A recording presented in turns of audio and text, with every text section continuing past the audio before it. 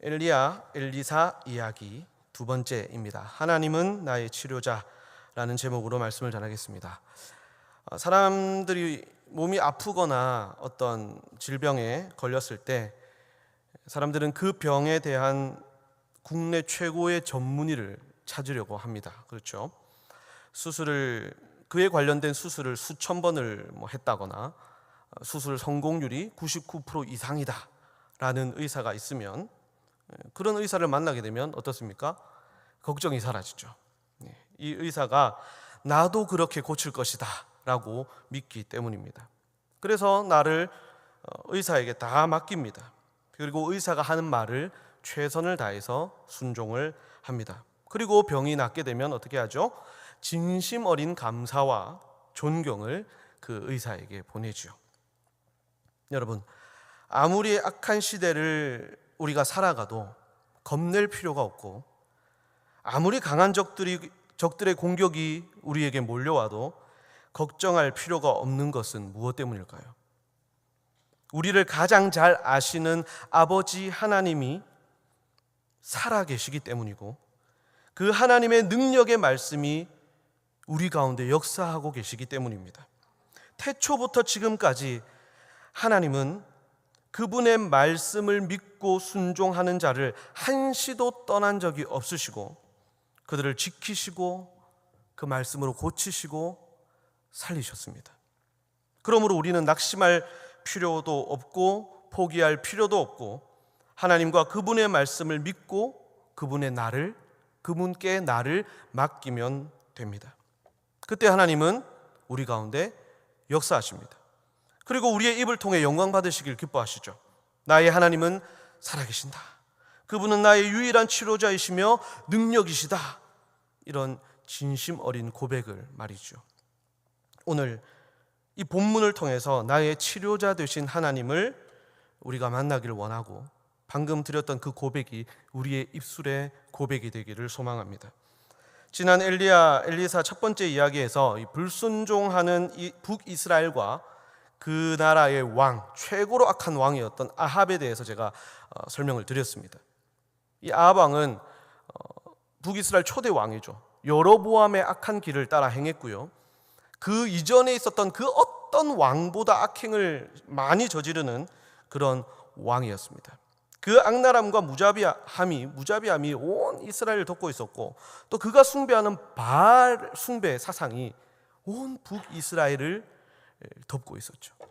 하지만 우리 하나님께서도 그것을 지켜보고만 계시지 않으셨습니다. 하나님은 엘리야를 택하시고 그에게 말씀을 주시며 북이스라엘의 현 실태, 심각한 말씀의 영양실조에 빠져있는 그들의 실상을 말씀으로 진단해 보이셨습니다. 그것이 바로 앞 7절까지의 내용이었죠. 자, 진단이 나오면 여러분 그 다음 무엇을 해야 됩니까? 치료를 해야 되죠. 진단의 궁극적인 목적은 치료하는 겁니다. 치료하고 살리는 것이죠. 그러나 환자가 그 치료를 거부하면 안 됩니다. 치료를 할 수가 없어요. 의사는 어쩔 수가 없습니다. 아무리 유능한 의사라도 자신을 맡기지 않고 거부하는 환자를 억지로 치료할 수는 없는 법이니까요. 북이스라엘은 하나님의 치료를 거부합니다. 치료하고 살리시는 능력의 하나님이 자기들 곁에 있는데도 어떻게 합니까? 계속 이 돌팔이만 찾아다니는 거예요.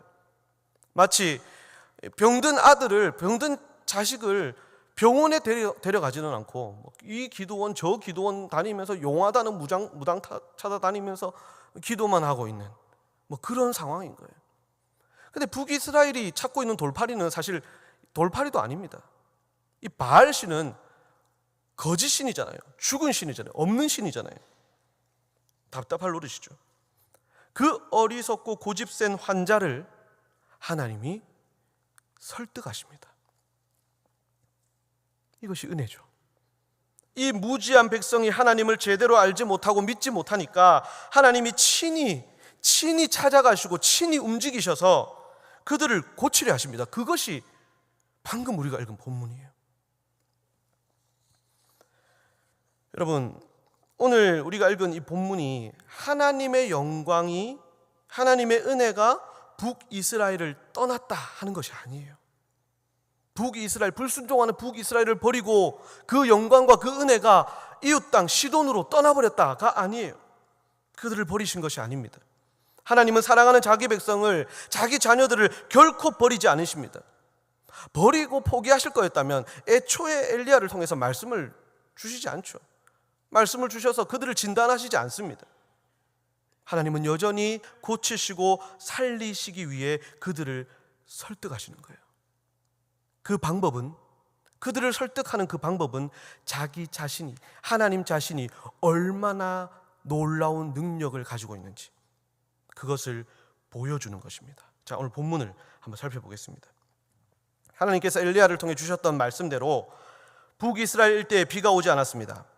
왕과 백성들은 비와 바람의 신 바알에게 제사하고 부르짖었을 겁니다. 엄청 부르짖고 제사를 드리고 했겠죠. 하지만 아무런 응답이 없습니다. 결국 시내의 물이 다 말라버렸습니다. 그때 이 그리 시내가에 숨어있던 엘리야에게 하나님의 말씀이 다시 임합니다. 오늘 본문 9절입니다. 너는 일어나 시돈에 속한 사르밧으로 가서 거기 머물라. 내가 그곳 과부에게 명령하여 내게 음식을 주게 하였느니라. 여러분 아시다시피 시돈은 이방인들이 거주하는 이방 땅입니다. 아합의 아내, 이 악한 왕 아합의 아내 이세벨의 고향이기도 하고요, 바알을 섬기는 우상 숭배의 땅입니다. 그런 곳에 보내시면서 거기에 사는 한 과부를 통해 그를 먹이시겠다라고 하십니다. 자, 하나님은 왜 이방 땅, 그것도 바알 숭배의 본거지인 시돈에 엘리야를 보내신 것일까요? 왜 그곳에 보내신 것일까요? 여러분 많이 들어보셨을 건데, 당시 나라와 나라의 싸움은 신들의 싸움입니다. 들어보셨죠? 한 나라가 전쟁에서 승리하면 그 나라를 다스리는 신이 패배한 나라의 신보다 훨씬 센 거예요. 우리가 섬기는 신이 훨씬 강하게 믿었던 것이죠. 바알을 섬기는 나라, 바알의 본산지 시돈에서 하나님은 자기 자신을 드러내길 원하셨습니다. 바알의 약속보다, 바알의 말보다 하나님의 약속과 하나님의 말씀이 더 위대하시다는 것, 이 세상의 유일한 신, 살아있는 하나님은 바로 여호와 하나님 밖에는 없다라는 이 사실을 바로 이곳에서 바알 숭배에 빠져있는 북이스라엘 사람들과 시돈 사람들에게 똑똑히 보여주기를 원하셨던 것입니다.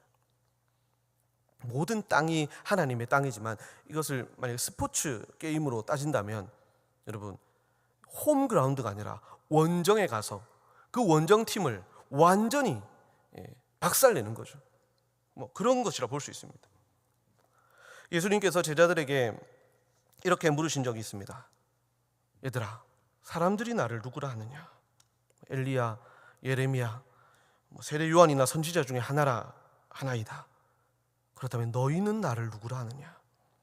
주는 그리스도시요 살아계신 하나님의 아들이십니다 라고 베드로가 그런 고백을 하죠. 여러분 이 대화가 있었던 곳이 어딘지 기억나십니까? 빌립보 가이사랴 빌립보라고도 하죠. 가이사 아구스도가 헤롯 대왕에게 하사했던 땅, 그 땅을 헤롯 빌립 2세가 가이사를 기리기 위해, 가이사를 추앙하기 위해 가이사 이름과 자기의 이름 빌립을 따와서 이름 붙인 땅이에요. 가이사를 추앙하고 기념하는 그곳에서 고백한 이 베드로의 고백을 예수님은 귀하게 여기시고 정말 기뻐하셨습니다. 요나의 아들 시몬아, 이를 너에게 알게 하신 이는 하늘에 계신 너의 하나님 아버지다. 내가 이 고백 위에 교회를 세울 것이고 음부의 권세가 이기지 못하리라 하셨죠. 하나님은 바알에 빠져 병들어 죽어가는 자신의 백성들에게 보여주길 원하셨습니다. 내가 누구인지, 내가 어떤 하나님인지, 내가 어떻게 사람을 고치고 살리는지 바알의 본산 그 시돈에서 보여주길 원하셨습니다. 내가 바로 살아있는 하나님이다. 내가 너희를 만들었고 너희를 사랑하고 너희를 고치고 구원할 수 있는 유일한 하나님이다. 너희는 두 눈을 뜨고 나의 능력을 똑똑히 보아라. 바로 이것이죠. 그 하나님의 마음과 말씀을 품은 하나님의 사람 엘리야가 시돈 땅 사르밧이라는 곳에 왔습니다. 그곳에서 한 여인을 만나게 됩니다. 그녀는 나뭇가지를 이렇게 줍고 있었습니다. 그녀가 하나님이 말씀하신 그 과부다라는 것을 엘리야는 단번에 알아차렸겠죠. 그리고는 그 여인에게 먼저 말을 꺼냅니다. 이보시오, 지나가는 나그네이오만. 제가 이 사극을 좀 좋아해서 약간 사극 톤으로 연극을 할 테니까 여러분 이해해 주십시오. 이보시오, 지나가는 나그네이오만. 물 한 모금만 줄 수 있겠습니까? 예, 잠시만 기다리십시오 하면서 뒤돌아 물을 가지러 가는 그 여인을 엘리야가 다시 한번 불러 세웁니다. 저기 이보시오, 물만 가져오지 말고 요기할 수 있는 떡 한 조각만 가져다 주시오. 이 처음 보는 사람에게 좀 과한 것이 아닌가 하는 생각이 들 수도 있습니다. 하지만 이 그리 시내가에서 엘리야가 먹었던 것 뭔지 여러분 기억하십니까? 기억 안 나세요? 떡갈비였죠. 그 떡갈비가 아니라서 다행이긴 한데 이 엘리야가 이번에는 이 여인에게 뭘 달라고 했냐면 물떡을 달라고 했네요. 물과 떡, 물떡. 여러분 물떡 모르십니까? 예, 괜히 했네요. 예. 저는 오늘 아침에도 이 부산의 명물 물떡을 먹고 왔는데 물과 떡을 엘리야가 달라고 했습니다. 그러자 그녀의 낯빛이 어두워집니다. 어디서 이런 거지가 나타난 거지? 그게 아니라 그녀에겐 특별한 사정이 있었기 때문입니다. 오늘 보면 12절이에요. 여러분 한번 보십시오. 그가 이르되 당신의 하나님 여호와께서 살아계심을 두고 맹세하노니 나는 떡이 없고 다만 통에 가루 한 움큼과 병에 기름 조금뿐이라. 내가 나뭇가지 둘을 주워다가 나와 내 아들을 위하여 음식을 만들어 먹고 그 후에는 죽으리라. 사실이었습니다. 그녀에겐 프라이팬에 두를 수 있는 아주 조금의 기름과 부침개 하나 붙일 정도의 한 움큼밖에 안 되는 가루, 그것만 있었습니다. 하나만 얼른 붙여내면 되기에 불도 많이 필요하지 않았어요. 나뭇가지 2개가 낼 수 있는 화력 정도, 그 정도만 필요한 상황이었습니다. 안 그래도 가난한 처지에 가뭄으로 먹을 것을 구하기는 더 힘들어지고 이제 마지막으로 하나 남아있는 이 아들과 함께 마지막으로 음식을 해먹고 죽으려고 했던 것이죠. 살 수가 없으니까요. 음식을 만들면 이 과부가 자기 먹었겠습니까, 여러분? 자기 입에 들어가겠어요? 그 아들에게 주겠죠. 아들 먹어라. 어머니는 왜 부침개를 안 드시나요? 나는 원래 부침개를 싫어한다. 너 나와서 먹어라. 원래 어머니들은 다 그래요. 어머니는 짜장면도 싫고요, 부침개도 싫어하십니다. 어머니가 좋아하시는 건 뭡니까? 생선 대가리. 또 과일에는 뭘 좋아하세요? 예? 껍질 말고 그 가운데 심 그런 것만 좋아하신다고 생각하잖아요, 아들들은. 그런 비참하고 가련한 상황에 있던 그 여인에게 떡을 달라고 했던 엘리야.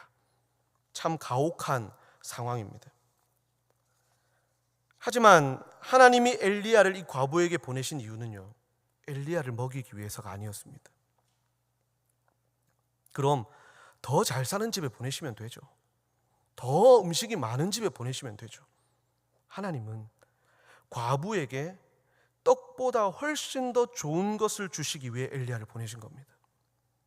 인생의 마지막 떡이 아닌, 내 인생에 내가 먹을 마지막 떡이 아닌 영원한 생명을 줄 수 있는 여호와 하나님의 말씀을 가지고 온 사람이 바로 엘리야예요. 17장, 우리가 17장 본문을 읽다 보면 까마귀를 통해서 엘리야를 먹여주시고 과부를 통해서 또 엘리야를 먹여주시고 이렇게 나를 먹여주시는 그 은혜에 온통 이 정신을 집중하고 마음을 빼앗길 수가 있는데, 그러면 안 돼요. 능력의 말씀으로 죽어가는 자기 백성 이스라엘, 그리고 쓸쓸히 죽음을 맞이하려고 하고 있는 이 불쌍한 두 모자를 살리려는 하나님의 은혜를 보아야 하는 거예요. 그렇게 쓸쓸한 죽음을 준비하던 한 가정에 생명의 빛이 비춘 것입니다. 그리고 한 가지 주목할 만한 사실이 있는데요, 이 여인이 엘리야에게 하고 있는 이 맹세, 그 맹세의 대상입니다. 여러분 12절 앞부분을 여러분 다시 한번 보시면 이렇게 말씀하죠. 그가 이르되 당신의 하나님 여호와께서 살아계심을 두고 맹세하노니 라고 하고 있어요. 그녀는 바알이 아닌 하나님께 맹세를 하고 있습니다. 여호와 하나님을 이 여인은 지금 알고 있습니다. 그리고 그가 살아계심도 알고 있습니다. 단지 그 여호와 하나님이 나의 하나님이 아니라 엘리야 당신의 하나님이다 라는 그 차이죠. 하나님은 엘리야가 시돈에 도착하기 전 이미 그녀의 마음을 열어놓으셨습니다. 준비하셨던 것이죠. 마치 여리고를 정탐하다가 쫓기게 된 이 두 정탐꾼이 기생 라합의 집에 딱 들어가게 되잖아요. 그때 하나님께서 어떻게 하셨어요? 이 기생 라합의 마음을 이미 다 만져놓으셨어요. 이미 완전히 그녀의 마음이 여호와 하나님 앞에 녹아있는 상태였습니다. 그리고 그 하나님을 고백하면서 이 정탐꾼들을 도와주게 되죠. 그것처럼 하나님은 이방 땅 한 과부에게 역사하시기 위해 그 마음을 이미 만지고 계셨던 것입니다. 이렇게 아는 것은 순종으로 이어지게 됩니다. 그녀에게 엘리야가 말합니다. 13절과 14절입니다. 엘리야가 그에게 이르되 두려워하지 말고 가서 내 말대로 하려니와 먼저 그곳으로 나를 위하여 작은 떡 한 개를 만들어 내게로 가져오고 그 후에 너와 내 아들을 위하여 만들라. 두려워하지 말라. 두려워하지 말라. 나를 위해 그 한 움큼밖에 안 되는 가루지만 그것에서 나를 위해 떡을 먼저 만들어 와라. 그리고 나머지로 너와 너의 아들을 위해 떡을 만들어라. 아주 강한 명령이에요. 강하게 명령합니다. 그렇게 하라. 자, 그리고 14절, 이어지는 14절. 여러분 우리가 14절을 같이 한번 읽어보겠습니다. 이스라엘의 하나님 여호와의 말씀이 그 통의 가루가 떨어지지 아니하고 그 병의 기름이 없어지지 아니하리라 하셨느니라. 여인이여 두려워하지 마라. 내가 여기 온 이상, 하나님의 말씀이 지금 이곳에 임한 이상, 그 가루와 기름은 너의 마지막 음식이 되지 않을 것이다. 너희는 오늘 죽지 않을 것이다. 그녀는 말씀에 순종했습니다.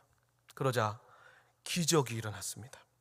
15절에서 16절에 보시면 엘리야와 그녀와 그 식구가 여러 날을 먹었으나 가루와 기름이 떨어지지 않았다라고 말씀하고 있습니다. 약 3년 후에 비가 내리니까요. 가뭄이 3년 후에 끝이 나거든요. 그러니까 3년 동안 이 기적은 과부에게 계속해서 일어났던 것이죠. 성도 여러분, 하나님은 보여주셨습니다. 가뭄이라는 이 무서운 심판 가운데 베풀어 주신 긍휼의 기름, 사망의 길 위에서 베풀어 주신 생명의 떡, 이 기름과 떡을 통해 바울을 숭배하며 말라가고 죽어가고 있는 이스라엘의 불순종하는 자들에게 보여주신 거예요. 하나님을 섬기고 하나님의 말씀에 순종하는 자를 먹이시고 구원하시는 분은 오직 여호와 하나님, 나 한 분밖에는 없다라는 것을 똑똑히 보여주셨습니다. 하나님은 우리에게도 그 은혜를 주셨죠. 바로 우리의 긍휼의 기름이시며 생명의 떡이신 예수 그리스도이십니다. 우리는 말씀이신 예수님을 통해 영원히 줄이지 않고 목마르지 않는 영생의 은혜를 누리며 살아가게 되었습니다. 또 예수님을 통해 하나님이 우리에게 주시는 그 말씀을 깨닫고 그 말씀으로 우리를 고치시고 우리의 영을 먹이시고 살게 하십니다. 결코 우리를 떠나지 않으시고 실패하지 않으십니다. 그 은혜에 감사하는 저와 여러분 되시길 바랍니다. 자, 그런데 뜻하지 않은 비극적인 사건이 하나 발생합니다. 그 여인의 아들이 병을 앓다가 죽어버린 것이죠. 이제 너희는 죽지 않아도 된다라고 말을 듣고 그렇게 여기고 행복해하던 차에 닥친 불행이었습니다. 18절 말씀을 보십시오. 여인이 엘리야에게 이르되 하나님의 사람이여, 당신이 나와 더불어 무슨 상관이 있기로 내 죄를 생각나게 하고 또 내 아들을 죽게 하려고 내게 오셨나이까? 그러니까 이런 말이에요. 나를 그냥 예전에 그냥 아들하고 죽게 놔두지. 왜 나에게 와가지고 내 죄가 하나님 앞에 드러나게 만들어가지고 내 죄 때문에 내 아들이 죽게 만들었느냐, 왜 그랬느냐 하는 그런 원망이에요. 내 죄 때문에, 내 죄가 드러나서, 당신 때문에 내 죄가 하나님 앞에 드러나서 그것 때문에 내 아들이 죽었다, 이런 말이에요. 너무 슬프고 너무 충격을 받아서 내뱉는 말이라고 할 수 있죠. 그런데 사실이 아니죠. 그녀의 죄값 때문에 이 아들이 죽은 것은 아닙니다. 예수님과 제자들이 길을 갈 때 나면서부터 맹인이었던 사람을 보고 제자들이 예수님께 이렇게 물었던 적이 있습니다. 선생님, 이 사람이 맹인으로 태어난 것이 누구의 죄 때문입니까? 자기입니까? 아니면 그 부모 때문입니까? 라고 물었을 때 예수님께서 뭐라고 대답하셨죠? 이 사람이나 그 부모의 죄로 인한 것이 아니라 그에게서 하나님이 하시는 일을 나타내고자 하심이니라. 아들의 죽음은 그녀의 죄값을 치른 것이 아닙니다. 이것은 하나님의 영광을, 하나님의 능력을 드러내기 위함이었어요. 하나님은 죽기 직전에 그녀와 그녀의 아들을 먹이시고 살게 하셨습니다. 그리고 이제는 병들어 죽어버린 그 아들을 죽음에서 살리실 것입니다. 그로 인해 온 천하에 생명의 주관자는 오직 하나님 한 분밖에 없다. 이 가뭄에서 온 이스라엘을, 이 세상을 건져낼 수 있는 분은 오직 하나님 한 분밖에 없다라는 것을 드러내실 것입니다. 아들의 죽음은 엘리야에게도 충격적인 일이었어요. 엘리야도 충격을 받았습니다. 우리는 지금 말씀을 통해서 모든 상황을 알고 보고 있지만 이 당시 엘리야는 적지 않게 놀랐던 것 같습니다. 그는 아들의 시신을 가지고 자신이 기거하고 있던 다락방으로 올라갔습니다. 그리고는 하나님께 부르짖죠. 부르짖으면서 그 아들의 몸 위에, 시신 위에 자신의 몸을 펴서 엎드렸다가 일어나기를 3번을 반복하며 그렇게 하나님께 간절히 기도했습니다. 고대 근동에는 그런 이런 관습이 있어요. 누구 병든 자를 위해서 기도할 때 그를 눕혀놓고 그 위에 이렇게 엎드려서, 쫙 펴서 엎드려서 기도를 하는 풍습이 있답니다. 그러면 그 아픈 사람의 질병이, 아픈 것이 기도하는 사람을 통해서 빠져나간다고 그렇게 믿으면서 기도를 했다고 해요. 오늘 엘리야가 이렇게 한 행동도 명확히 무엇 때문에 이렇게 한 건지는 우리가 알 수는 없습니다. 하지만 그러한 문화들을 생각하면서 볼 때 엘리야의 이 행동은 자신을 통해 하나님이 주시는 그 생명이 이 아들에게로 전해져 살아나기를, 자기가 폈다가 일어나는 것처럼 그렇게 그 생명을 얻어서, 하나님이 주시는 생명을 얻어서 일어나기를 간절히 기원하는 마음으로 하나님께 부르짖었다라고 볼 수 있는 거죠. 하나님께서 엘리야의 간절한 기도를 들으셨고 아들을 살려주셨습니다. 죽은 자가 살아나는 이 놀라운 역사가 하나님의 말씀이 임한 시돈 땅 사르밧, 그곳에 사는 과부의 집에서 일어났고, 하나님은 생명의 주관자이시며 그를 의지하는 모든 자에게 능력을 베푸시는, 그들을 고치시고 살리시는 하나님이심을 드러내셨습니다. 오늘 본문 마지막 24절입니다. 여인이 엘리야에게 이르되 내가 이제야 당신은 하나님의 사람이시오 당신의 입에 있는 여호와의 말씀이 진실한 줄 아노라 하니라. 바알 숭배의 본거지, 바알 숭배의 본산에서 나온 이 과부의 고백, 온 세상에 유일하신 하나님과 그분의 말씀의 진실함이 선포되고 인정되고 높임을 받았습니다. 온 세상에 유일하시고 능력이 많으신 그 하나님 아버지, 우리의 생명의 주관자요 우리를 치료하시는 그 하나님이십니다. 이 하나님의 끌어오르는 이 사랑의 메시지를 하나님은 오늘 본문을 통해 북이스라엘에 불순종하며 죽어가는 그 백성들에게 그 하나님의 은혜와 능력을 말씀하셨고요, 또 오늘 이 자리에 모인 저와 여러분에게 그 은혜의 말씀을, 그 메시지를 던지고 계시는 것입니다. 사랑하는 성도 여러분, 살다 보면 본문에서처럼 절망적인 상황에 직면하게 되기도 합니다. 하던 일이 뜻대로 되지 않고요. 너무 꼬이기도 합니다. 눈앞이 캄캄해지고 해결책이 전혀 보이지 않는 심각한 문제들이 나에게 찾아오기도 해요. 건강 문제, 재정 문제, 자녀 문제, 인간관계의 문제, 그런 것들을 겪기도 하죠. 내가 가는 이 길이 분명 하나님이 기뻐하시고 하나님이 뜻하신 일이라고 생각했는데 완전히 다른 방향으로 흘러가기도 합니다. 사람이, 물질이, 기회가, 또 행복이 나만 피해가는 것 같아요. 나만 외면하고 저 멀리 가버리는 것 같은 그런 비참한 느낌을 받으며 살 때도 있습니다. 하지만 두려워하지 마십시오. 과부처럼 이제 곧 죽을 것 같은 이 암울한 상황 속에서도, 아들을 잃고 하늘이 다 무너진 것 같은 최악의 상황 속에서도 고치시고 살리신 그 하나님이 지금도 우리 곁에 여전히 살아 계십니다. 우리가 그 살아계신 하나님을 믿고 의지하며 말씀에 순종할 때 우리에게 닥친 이 암울한 현실은 더 이상 해결하지 못할 문제가 아닙니다. 우리 앞에 닥친 현실이 암울하면 암울할수록,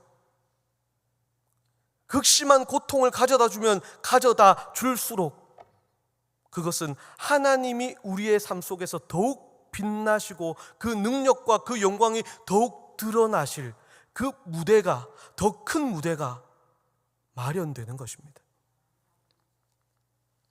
위기와 시련을 통해 하나님의 은혜를 더욱 깊고 더욱 많이 체험하게 될 것입니다. 그러므로 여러분, 능력의 말씀을 강력하게 붙들고 기도하십시오. 오늘 이 밤에도 말씀을 붙들고 낙심하지 말고 더욱 간절히 부르짖으십시오. 살아계신 하나님께서 말씀으로 우리를 고치시고 회복시키시고 살리실 것입니다. 그 은혜를 다 누리시는 저와 여러분 되시길 예수님의 이름으로 간절히 축복합니다.